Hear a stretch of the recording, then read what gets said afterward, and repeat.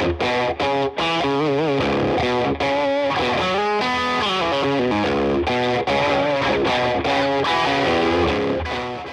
it's going everyone, welcome back to the channel, and I'm blown away. I am absolutely blown away with all the support that you guys have given me on this channel. I just can't thank you all enough. So please, please, please, if you're not subscribed, subscribe, hit that notification bell, and also if you enjoy this video, please give it a thumbs up, share it with all your friends and family, whatever. I really do appreciate all the support this channel has been getting. It's amazing. Thank you very much. On today's video, you've probably seen already by the thumbnail what we're doing. So there was a point a few months ago, we brought a Scirocco with a blown engine. Now this has got the normal 1.4 turbo, typical chocolate engine as I call them. They are pretty prone for blowing. Now this vehicle was absolutely awesome, super clean, really love the color as well. The color stands out. So I really wanted to do something with this Scirocco. So I didn't just want to put a normal 1.4 engine back in. I wanted to do something a bit spectacular. And sure enough, what rolls around, and everything happens for a reason, we have a Golf R32 that I was going to sort of do up and put back on the road and put all the things wrong, put it right and get it back on the road. And then I had a crazy idea of doing a Scirocco R32. Now I know this has probably been done elsewhere before, but for me, I think the Scirocco deserved to be an R32. I think Volkswagen missed out on an R32 Scirocco. So we're going to take all of this and put it into the Scirocco. So I'm going to stick you guys on the time lapse. We're going to start with the rear. We're going to strip all the rear out, and I'm going to take you through what we're going to do. So hopefully, we're not going to get it all done in this video, obviously, but hopefully you guys stick around for the build, and I'm super excited to hear and drive a R32 Scirocco. So without further ado, let's get on with today's video. Let's go. So we start off with loosening the wheel nuts on the Golf. It was absolutely horrendous. The tightness of those wheel bolts were a joke. Obviously, we've got some WD-40 on the go, and we're taking off the exhaust. Now I'm just moving on to the subframe bolts, loosening them up, getting them ready to come out. We're now disconnecting the ABS and the brake lines. Again, trying not to make too much of a mess.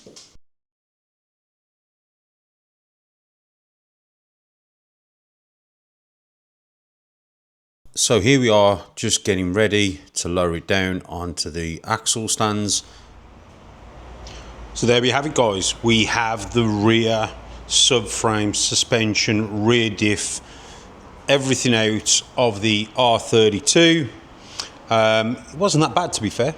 I didn't think it was that bad. It was a bit awkward in places. I struggled a little bit with one of the brake pipes, but apart from that, it wasn't that bad. Obviously, I feel like we're going to need some new shockers. I mean, this one's not even shocking. It's doing nothing. So we'll change that. We're going to put some new pads and discs on it as well. As you can see, they're a bit battered. And we'll do that before really goes into the Scirocco. My job now is I'm going to get this out to the front, and we're going to jet wash this all down, clean it all up, get it nice and fresh, like I said, ready for the Scirocco. We're going to try and replace as we go. This isn't going to be a restoration. This is obviously a swap. So the first thing really I want to do is get it swapped into the car, and then we can look at all the other stuff that we need to do moving forward. So yeah, like obviously I want to upgrade the exhaust from the cat back.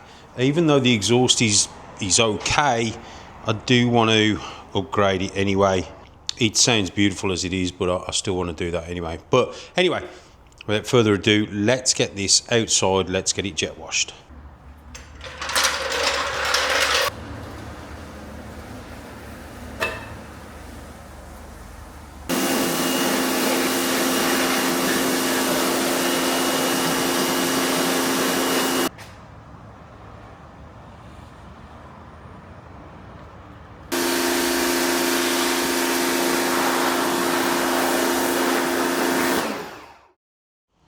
So as you can see, we've started to strip the interior out of the R32. I will need to cut this floor out, the boot floor, and get that prepped and ready for the Scirocco. So the next job will be fuel tank out and prop shaft off, and start to disconnect and move all the brake pipes and any wiring for the ABS, that sort of thing. Probably take off the back bumper as well. So yeah, next job is stripping the loom out as well. We'll pull that out so we can get the battery out and the battery tray, and like I said, make a start on getting this boot floor pan out. So as you can see, we've got the fuel tank out, and what I'm really shocked about is this sort of VW timeline vehicles have hardly any underbody protection, which is nuts to me because we live in the UK. So let's get the fuel tank outside, and as you can see, we have cleaned the fuel tank up, ready for the next stage of fitment.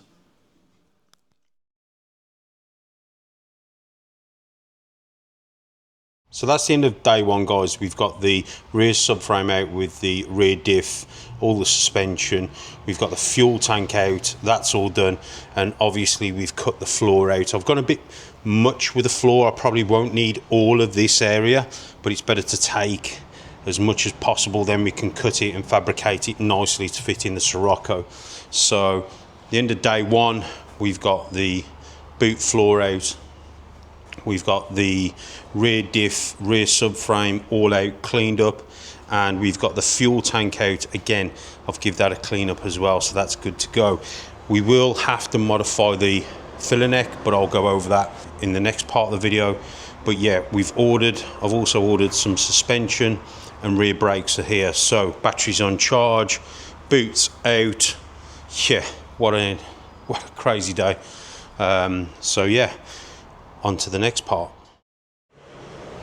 So guys, here we are with the Scirocco. We're making a start on getting the rear subframe out. There, as you can see, we've got the R32 rear subframe ready and lined up to go in. We've also got some new suspension components and rear brakes to go on, which we'll do. We also obviously, when we left off the last video, we've also got the floor pan out of that one. The floor pan in this one, what we'll probably do is end up just cutting that out for now and across, just so we can get the diff in, and then we can get it on the ramp and do a better job of obviously fitting that. We're going to, well, I'll show you that on a video, what we're going to do with the floor pan, but it's going to be straightforward. Trying to make it OEM fitment, if not better. So what are we doing on the Scirocco? First thing we're doing, we are disconnecting the ABS, and this has the suspension, stiffening suspension system on this one. We will obviously undo the brake pipe. We've done the handbrake cable, so that's all done, and then we'll get ready to drop this down on the floor and get this rear subframe out, because what we'll do with that rear subframe, we'll fit it onto the R32, so that one's a pusher, and we can crack on and get it done. Let's go. So the procedure's just the same as the Golf. Disconnect the ABS, disconnect the brakes, take the subframe bolts out and lower it down. So there we have the rear subframe, axle, whatever you want to call it, out of the Scirocco, and you can currently see next to the R32 there's a big difference. However, you can also see where everything kind of lines up. It's kind of the same sort of setup. So next job is to get the boot cut out, so we can at least arrange and start to get the rear subframe just lined up and in. But I did actually just go ahead and jet wash and clean out as much as possible underneath. Obviously we're going to be treating all this and sorting it all out, so we're going to do the welding of the boot floor, all that good stuff all in one hit. So there's no point me doing, you know, the boot floor and then coming back and doing all this. We might as well do it all in one hit. So we'll pull those wires through and we'll get this treated as well. Need some treatment there, so we'll get that done. So yeah, time to crack on. So it's time to get the fuel tank out, and then we can make a start on cutting the boot floor and getting the golf floor lined up to go in. So as you can see, we've just started off with a small hole, and what we'll do, we'll trim the boot floor to fit the Golf R32 floor. So guys, I'm just going to show you, obviously we've cut the floor out of the Scirocco, and just try and show you what we've done. So you can see we've basically trimmed it really nice. I've cut out, that's not a structural part of the actual chassis, it's a bit further down. The structural part runs across there. That's just like so. For example, the original Scirocco, there was nothing that sat there. That's just where the spring sits. However, in the R32, there is a little bit of a structural sort of square box section, and I've cut that out, so that'll basically rest on there, and we can spot weld that from underneath. Now, one thing I wanted to show you guys is there's a lot of misconception online that manufacturers, when they put panels together, they're seam welded. Because I see a lot of people talk, like when they're doing videos on YouTube, you know, they get criticized in the comments for spot welding. And I can tell you now, working at a main dealers, VW Audi, Vauxhall and Ford, they all do the same. They all use panel bond and spot weld as they go. So, you know, when people are doing repairs or they're doing stuff, you know, if they were going to do it to the manufacturer's specification, they would have to spot weld. They wouldn't be seam welding it. And from what I can gather, the reason why they spot weld is because it keeps the heat down on the panels without the panels warping. You'll see that in a lot of your own cars and stuff like that. Even on the points there, that's a suspension strut underneath, and you can see it's spot welding. So what are we going to do with the boot floor? We are going to use some Tiger Seal. We are going to spot weld it, and we're also going to seam seal it. That's the first stages of what we're going to do for this boot floor to go in. As you can see, I've marked it out.